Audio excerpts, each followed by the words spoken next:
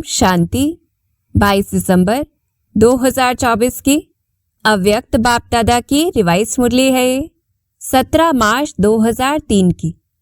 बाबा बाप, टीचर और सतगुरु के रूप में हमें जो परमात्म भाग्य मिला है उसकी हमारे मस्तक पर लकीर देखते हुए हमें ऐसे श्रेष्ठ भाग्य की सिर्फ स्मृति नहीं बल्कि स्मृति स्वरूप में रहने के लिए, नशे में रह समर्थ बनने के लिए प्रेरित कर रहे हैं, जिससे व्यर्थ मुक्त हम बन जाए और अंतिम पेपर नष्टो मोहा स्मृति लब्धा उस पेपर में हम पास कर सकें।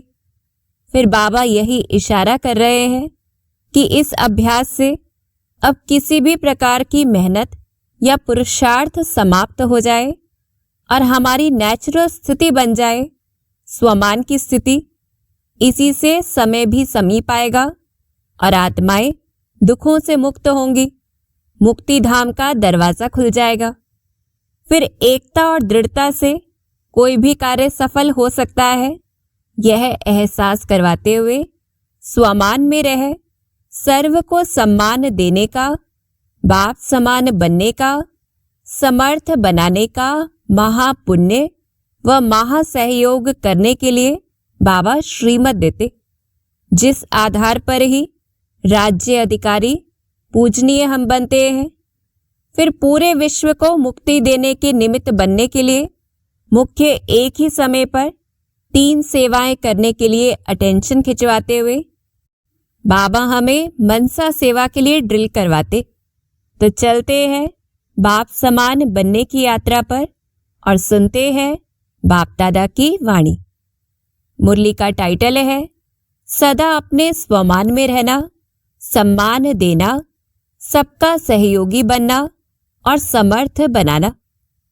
आज भाग्य विधाता बाप दादा चारों ओर के हर एक बच्चे के मस्तक में भाग्य की 3 लकीरें देख रहे हैं। तो हम सभी भी अपने मस्तक पर ऐसे भाग्य की लकीरें देखें। एक परमात्म पालना की भाग्यवान लकीर, दूसरी सच शिक्षक की श्रेष्ठ शिक्षा की भाग्यवान लकीर, तीसरी श्रीमत की चमकती हुई लकीर। तो बाप, टीचर और सतगुरु तीनों से जो हमें प्राप्ति है, ऐसे श्रेष्ठ भाग्य की लकीरें हम देखें। चारों ओर के बच्चों के मस्तक बीच तीनों लकीरें बहुत अच्छी चमक रही हैं। आज सभी भी अपने तीनों भाग्य की लकीर को देख रहे हैं ना।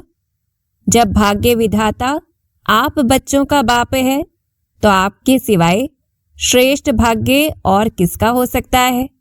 तो नशा चढ़ाते बाबा बाप दादा देख रहे हैं विश्व की अनेक करोड़ आत्माएं हैं, लेकिन उन करोड़ों में से 6 लाख परिवार कितने थोड़े हैं कि उस समय तो और भी थोड़े थे। और बाबा कहते कोटों में कोई हो गए ना। तो नशा रहे कि हम कोटों में कोई है और स्वयं भाग्य विधाता हमारा पिता है। तो ऐसे बाबा कहते वैसे हर मानव के जीवन में यह तीनों बातें, पालना, पढ़ाई और श्रेष्ठ मत, तीनों ही आवश्यक हैं। लेकिन यह परमात्म पालना और देव आत्माएं व मानव आत्माओं की मत पालना पढ़ाई में रात दिन का अंतर है। तो इतना श्रेष्ठ भाग्य जो संकल्प में भी नहीं था, लेकिन अब हर एक का दिल गाता है। क्या गाता है? पा लिया। पूछते हैं बाबा पा लिया व पाना है क्या कहेंगे? तो हम सभी कहें पा लिया। बाबा कहते पा लिया ना। बाप भी ऐसे बच्चों के भाग्य को देख हर्षित होते हैं। बच्चे कहते वाह बाबा वाह, और बाप कहते वाह बच्चे वाह। बस इसी भाग्य को सिर्फ स्मृति में नहीं रखना है, अंडरलाइन करें हम, लेकिन सदा स्मृति स्वरूप रहना है। तो दोनों में अंतर बता रहे हैं बाबा। कई बच्चे सोचते बहुत अच्छा है, लेकिन सोचना स्वरूप नहीं बनना है, स्मृति स्वरूप बनना है। स्मृति स्वरूप सो समर्थ स्वरूप है, सोचना स्वरूप समर्थ स्वरूप नहीं है। तो इससे चेकिंग करनी है कि हम अनेक स्वमान, अनेक बाबा की श्रीमत मन में विचार करते हैं, परंतु जब तक वो स्वरूप में नहीं आती, अर्थात हमारे नशे में नहीं आती, तब तक उससे हमें कोई शक्ति प्राप्त नहीं होती है, समर्थी नहीं मिलती है। इसलिए बाबा अंडरलाइन करा रहे हैं, बाप दादा बच्चों की भिन्न भिन्न लीला देखते मुस्कुराते रहते हैं। कोई कोई सोचता स्वरूप रहते हैं, स्मृति स्वरूप सदा नहीं रहते। कभी सोचता स्वरूप, कभी स्मृति स्वरूप। जो स्मृति स्वरूप रहते हैं, अंडरलाइन करें हम, वह निरंतर नेचुरल स्वरूप रहते हैं। जो सोचता स्वरूप रहते हैं, उन्हें मेहनत करनी पड़ती है। यह संगम युग मेहनत का युग नहीं है, सर्व प्राप्तियों के अनुभवों का युग है। 63 जन्म मेहनत की, लेकिन अब मेहनत का फल प्राप्त करने का युग अर्थात समय है। तो इशारा कर रहे हैं बाबा कि अभी हमें उस चीज की महसूसता करनी है, सिर्फ मेहनत नहीं करनी है। बाप दादा देख रहे थे कि देह भान की स्मृति में रहने में क्या मेहनत की, मैं फलाना हूँ, मैं फलाना हूँ, यह मेहनत की। पूछ रहे हैं बाबा कि देह के भान में आना कितना सहज है, नेचुरल रहा ना, नेचर बन गई ना बॉडी कॉन्शियस की। इतनी पक्की नेचर हो गई जो अभी भी कभी कभी कई बच्चों को आत्माभिमानी बनने के समय बॉडी कॉन्शियस अपनी तरफ आकर्षित कर लेती है।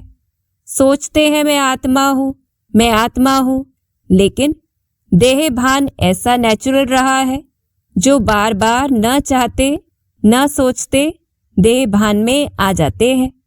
बाप दादा कहते हैं अब मरजीवा जन्म में आत्म अभिमान अर्थात देही अभिमानी स्थिति भी ऐसे ही नेचर और नेचुरल हो। तो पक्का करा रहे हैं बाबा, मेहनत नहीं करनी पड़े, मैं आत्मा हूँ, मैं आत्मा हूँ। जैसे कोई भी बच्चा पैदा होता है और जब उसे थोड़ा समझ में आता है तो उसको परिचय देते हैं, आप कौन हो, किसके हो। ऐसे ही जब ब्राह्मण जन्म लिया तो आप ब्राह्मण बच्चों को जन्मते ही क्या परिचय मिला, आप कौन हो। आत्मा का पाठ पक्का कराया गया ना। तो यह पहला परिचय नेचुरल नेचर बन जाए। नेचर नेचुरल और निरंतर रहती है, याद करना नहीं पड़ता। ऐसे हर ब्राह्मण बच्चे की अब समय प्रमाण देही अभिमानी स्टेज नेचुरल हो।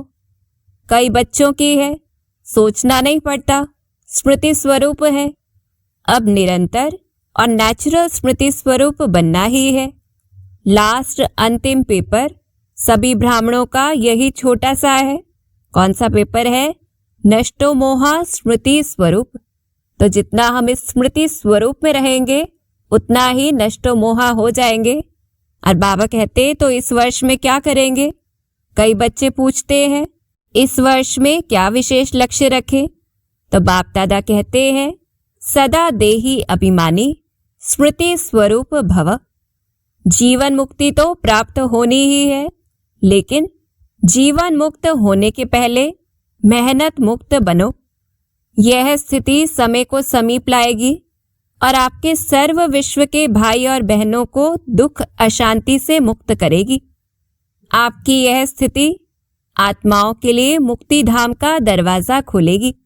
तो ऐसा हमें जीवन मुक्त और उससे पहले मेहनत मुक्त बनना है, स्वरूप बनना है। इसलिए बाबा कहते तो अपने भाई बहनों के ऊपर रहम नहीं आता। कितना चारों ओर आत्माएं चिल्ला रही हैं, तो आपकी मुक्ति सर्व को मुक्ति दिलाएगी। यह चेक करो नेचुरल स्मृति सो समर्थ स्वरूप कहाँ तक बने हैं। तो सारे दिन में देखना है कि बिना मेहनत किए हमें कितना समय स्मृति रहती है कि मैं आत्मा हूँ, दूसरे आत्माएं हैं। और ऐसे चेकिंग करते समर्थ स्वरूप बनना ही व्यर्थ को सहज समाप्त कर देगा। बार बार मेहनत नहीं करनी पड़ेगी। अभी इस वर्ष बाप दादा बच्चों के स्नेह में कोई भी बच्चे की किसी भी समस्या में मेहनत नहीं देखने चाहते। समस्या समाप्त और समाधान समर्थ स्वरूप। क्या यह हो सकता है? पूछ रहे हैं बाबा। बोलो दादियाँ, हो सकता है। टीचर्स बोलो हो सकता है। पांडव हो सकता है। फिर बहाना नहीं बताना, यह था ना, यह हुआ ना। यह नहीं होता तो नहीं होता। बाप दादा बहुत मीठे मीठे खेल देख चुके हैं। कुछ भी हो, हिमालय से भी बड़ा 100 गुना समस्या का स्वरूप हो, चाहे तन द्वारा, चाहे मन द्वारा, चाहे व्यक्ति द्वारा, चाहे प्रकृति द्वारा समस्या, पर स्थिति आपकी स्वस्थिति के आगे कुछ भी नहीं है। और स्वस्थिति का साधन है, अंडरलाइन करें हम, स्वमान। नेचुरल रूप में स्वमान हो, याद नहीं करना पड़े, बार बार मेहनत नहीं करनी पड़े। नहीं नहीं, मैं स्वदर्शन चक्रधारी हूँ, मैं नूरे रत्न हूँ, मैं दिल तख्त नशीन हूँ। तो क्या करना है? हूँ ही। और कोई होने हैं क्या? कल्प पहले कौन बने थे? पूछते हैं बाबा। और बने थे या आप ही बने थे? आप ही थे, आप ही है, हर कल्प आप ही बनेंगे। तो ऐसा निश्चय रहे, नशा रहे, यह निश्चित है। बाप दादा सब चेहरे देख रहे हैं, यह वही कल्प पहले वाले हैं। इस कल्प के हो या अनेक कल्प के हो? पूछ रहे हैं बाबा। अनेक कल्प के हो ना? हो। हाथ उठाओ जो हर कल्प वाले हैं। तो हम सभी हाथ उठाएं, फिर तो निश्चित है ना। आपको तो पास सर्टिफिकेट मिल गया है ना, कि लेना है? तो निश्चय बुद्धि बना रहे हैं बाबा। मिल गया है ना? मिल गया है या लेना है? तो हम सभी ही कल्प कल्प के होवनहार देवता हैं। बाबा कहते कल्प पहले मिल गया है, अभी क्यों नहीं मिलेगा? तो यही स्मृति स्वरूप बनो कि सर्टिफिकेट मिला हुआ है, चाहे पास विद ऑनर का, चाहे पास का। यह फर्क तो होगा, लेकिन हम ही हैं। पक्का है ना कि ट्रेन में जाते जाते भूलता जाएगा, प्लेन में जाके उड़ जाएगा? नहीं। जैसे देखो, इस वर्ष संकल्प दृढ़ किया कि शिवरात्रि चारों ओर उमंग उत्साह से मनानी है, मना ली ना। दृढ़ संकल्प से जो सोचा वह हो गया ना। तो यह किस बात की कमाल है? एकता और दृढ़ता। तो पक्का करें हम कि एकता और दृढ़ता से हर कार्य सफल हो जाता है। इसलिए बाबा कहते सोचा था 67 प्रोग्राम करने का, लेकिन बाप दादा ने देखा कि उससे भी ज्यादा कई बच्चों ने प्रोग्राम किए हैं। यह है समर्थ स्वरूप की निशानी, उमंग उत्साह का प्रत्यक्ष प्रमाण। स्वतः ही चारों ओर कर लिया ना। ऐसे ही सब मिलकर एक दो को हिम्मत बढ़ा के यह संकल्प करो, अब समय को समीप लाना ही है, आत्माओं को मुक्ति दिलानी है। लेकिन तब होगा जब आप सोचना स्मृति स्वरूप में लाएंगे। तो सिर्फ सोचता स्वरूप नहीं बनना है, स्मृति स्वरूप बनना है। बाप दादा ने सुना है कि फॉरेन वालों की भी विशेष स्नेह मिलन व मीटिंग है, और भारत वालों की भी मीटिंग है। तो मीटिंग में सिर्फ सेवा के प्लान नहीं बनाना, लेकिन बैलेंस का बनाना। ऐसा एक दो के सहयोगी बनो जो सभी मास्टर सर्वशक्तिमान बन आगे उड़ते चले। दाता बनकर सहयोग दो, बातें नहीं देखो, सहयोगी बनो। स्वमान में रहो और सम्मान देकर सहयोगी बनो। क्योंकि किसी भी आत्मा को अगर आप दिल से सम्मान देते हो, अंडरलाइन करें हम, यह बहुत बहुत बड़ा पुण्य है। क्योंकि कमजोर आत्मा को उमंग उत्साह में लाया तो कितना बड़ा पुण्य है। गिरे हुए को तो गिराना नहीं है, गले लगाना है। अर्थात बाहर से गले नहीं लगाना, गले लगाना अर्थात बाप समान बनाना, सहयोग देना। तो कैसे सहयोग देना है? स्वयं स्वमान की सीट पर सेट होकर दूसरों को सम्मान देना है दिल से। ऐसे बाबा कहते तो पूछा है ना कि इस वर्ष क्या क्या करना है? बस सम्मान देना और स्वमान में रहना, समर्थ बन समर्थ बनाना, व्यर्थ की बातों में नहीं जाना। जो कमजोर आत्मा है ही कमजोर, उसकी कमजोरी को देखते रहेंगे तो सहयोगी कैसे बनेंगे? सहयोग दो तो दुआएं मिलेंगी। सबसे सहज पुरुषार्थ है, और कुछ भी नहीं कर सकते हो तो सबसे सहज पुरुषार्थ है, अंडरलाइन करें हम, दुआएं दो, दुआएं लो, सम्मान दो और महिमा योग्य बनो। सम्मान देने वाला ही सर्व द्वारा माननीय बनते हैं। और जितना अभी माननीय बनेंगे उतना ही राज्य अधिकारी और पूज्य आत्मा बनेंगे। देते जाओ, लेने का नहीं। बाबा पक्का कराते, लो और दो, यह तो बिजनेस वालों का काम है। आप तो दाता के बच्चे हो। तो यही मुख्य पुरुषार्थ हमें करना है। स्वमान में रहकर सर्व को सम्मान देना है, दुआएं देनी है, दुआएं लेनी है। बाकी बाप दादा चारों ओर के बच्चों की सेवा को देख खुश है। सभी ने अच्छी सेवा की है, लेकिन अभी आगे बढ़ना है ना। वाणी द्वारा सभी ने अच्छी सेवा की, साधनों द्वारा भी अच्छी सेवा की रिजल्ट निकाली, अनेक आत्माओं का उल्हाना भी समाप्त किया। साथ साथ समय की तीव्र गति की रफ्तार देख बाप दादा यही चाहते हैं कि सिर्फ थोड़ी आत्माओं की सेवा नहीं करनी है, लेकिन विश्व की सर्व आत्माओं के मुक्तिदाता निमित्त आप हो, क्योंकि बाप के साथी हो। तो समय की रफ्तार प्रमाण अभी एक ही समय इकट्ठा 3 सेवाएं करनी है। तो मास्टर मुक्तिदाता के स्वमान में स्थित होकर हमें कौन सी 3 सेवाएं करनी है? एक वाणी, दूसरा स्व शक्तिशाली स्थिति और तीसरा श्रेष्ठ रूहानी वाइब्रेशन। जहां भी सेवा करो वहां ऐसा रूहानी वाइब्रेशंस फैलाओ जो वाइब्रेशन के प्रभाव में सहज आकर्षित होते रहे। बाबा उदाहरण देते, देखो अभी लास्ट जन्म में भी आप सबके जड़ चित्र कैसे सेवा कर रहे हैं। क्या वाणी से बोलते? वाइब्रेशन ऐसा होता जो भक्तों की भावना का फल सहज मिल जाता है। ऐसा वाइब्रेशन शक्तिशाली हो, वाइब्रेशन में सर्व शक्तियों की किरणें फैलती हो, वायुमंडल बदल जाए।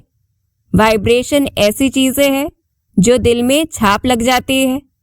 आप सबको अनुभव है, किसी आत्मा के प्रति अगर कोई अच्छा या बुरा वाइब्रेशन आपके दिल में बैठ जाता है तो कितना समय चलता है? बहुत समय चलता है ना। निकालने चाहो तो भी नहीं निकलता है। किसका बुरा वाइब्रेशंस बैठ जाता है तो सहज निकलता है? पूछ रहे हैं बाबा। तो आपका सर्व शक्तियों की किरणों का वाइब्रेशन छाप का काम करेगा।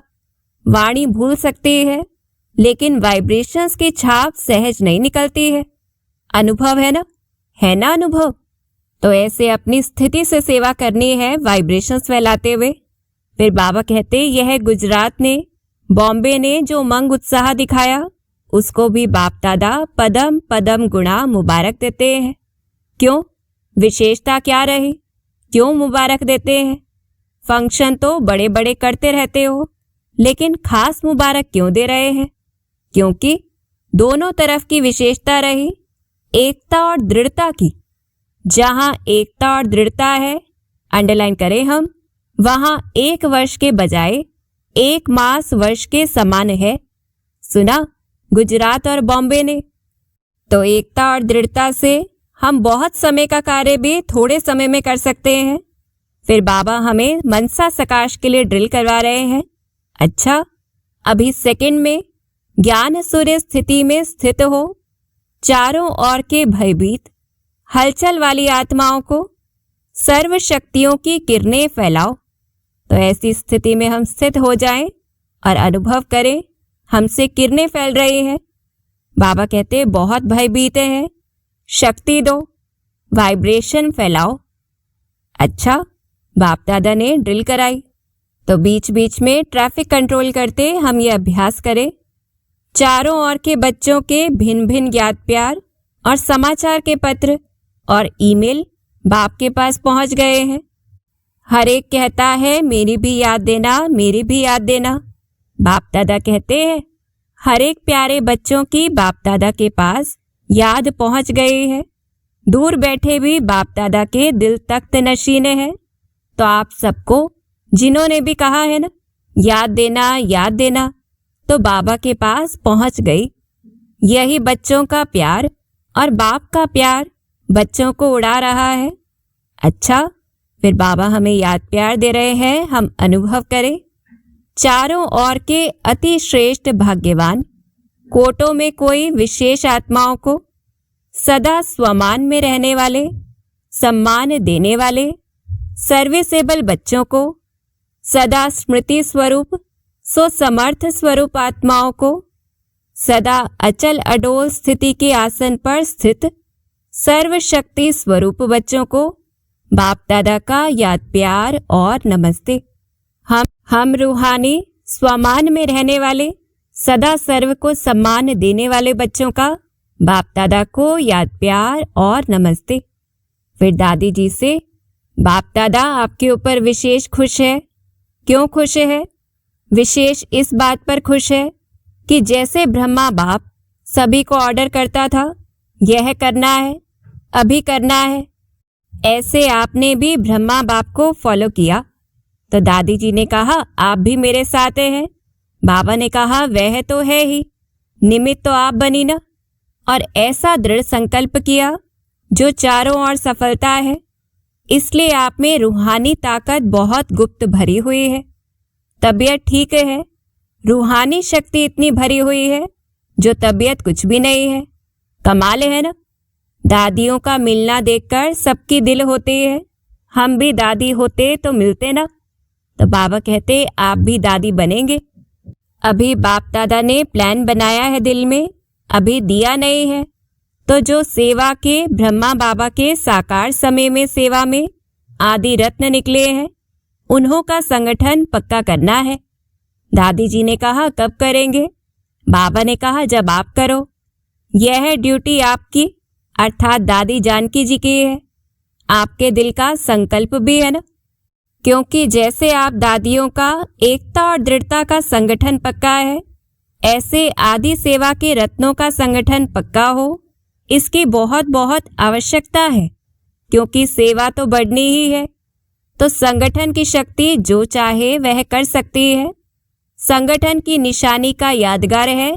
कौन सा यादगार है? 5 पांडव। 5 है, लेकिन संगठन की निशानी है। अच्छा, अभी जो साकार ब्रह्मा के होते हुए सेवा के लिए सेंटर पर रहे हैं, सेवा में लगे हैं, वह उठो। भाई भी है, पांडवों के बिना थोड़े ही गति है। यहाँ तो थोड़े हैं, लेकिन और भी है। संगठन को जमा करने की जिम्मेवारी इनकी, अर्थात दादी जानकी की है। यह दादी तो बैकबोन है कि दादी प्रकाशमणि जी बैकबोन के रूप से रही और बाबा इसलिए प्रेरित करते, बहुत अच्छे अच्छे रत्न हैं। अच्छा, सब ठीक है, कुछ भी करते रहते हो, लेकिन आपके संगठन की महानता है, किला मजबूत है। तो मुख्य बाबा प्रेरित कर रहे हैं कि संगठन में एकता और दृढ़ता रहे। अच्छा, फिर बाप दादा का वरदानी हाथ हम अनुभव करें और वरदान भी ले ले। स्वमान की सीट पर सेट हो, हर परिस्थिति को पार करने वाले, सदा विजयी भव। सदा अपने इस स्वमान की सीट पर स्थित रहो कि मैं विजयी रत्न हूँ, मास्टर सर्वशक्तिमान हूँ। तो जैसी सीट होती है वैसे लक्षण आते हैं। कोई भी परिस्थिति सामने आए तो सेकंड में अपने सीट पर सेट हो जाओ। सीट वाले का ही ऑर्डर माना जाता है। तो प्रेरित कर रहे हैं बाबा, सीट पर रहो तो विजयी बन जाएंगे। संगम युग है ही सदा विजयी बनने का युग। यह युग को वरदान है, तो वरदानी बन विजयी बनो। तो ऐसा स्वरूप में लाना है उस स्वमान को। फिर स्लोगन है, सर्व आसक्तियों पर विजय प्राप्त करने वाले शिव शक्ति पांडव सेना है। तो इसी स्वरूप में स्थित रहना है कि हम कल्प कल्प की विजयी आत्माएं मास्टर सर्वशक्तिमान है। अच्छा, ओम शांति।